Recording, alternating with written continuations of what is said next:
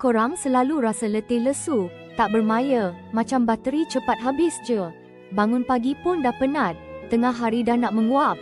Jangan pandang remeh kepenatan macam ni tau, sebab ia mungkin petanda awal badan korang kekurangan sesuatu yang amat penting.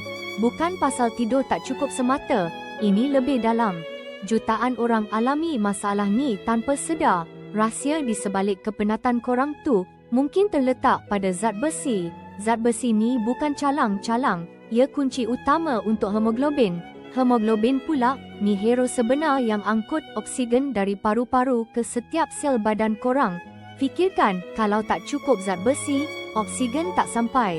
Jadi, badan korang macam kereta tak cukup minyak. Mana nak jalan laju dan efisien? Inilah punca korang rasa lesu, pucat dan kadang-kadang pening kepala.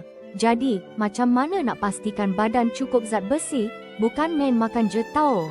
Ada cara untuk sarapan yang paling efisien. Sumber terbaik zat besi ialah dari daging merah, ayam, ikan dan sayuran hijau. Paling penting, kombin dengan vitamin C. Vitamin C ni macam pemangkin, bantu badan serap zat besi dengan lebih baik.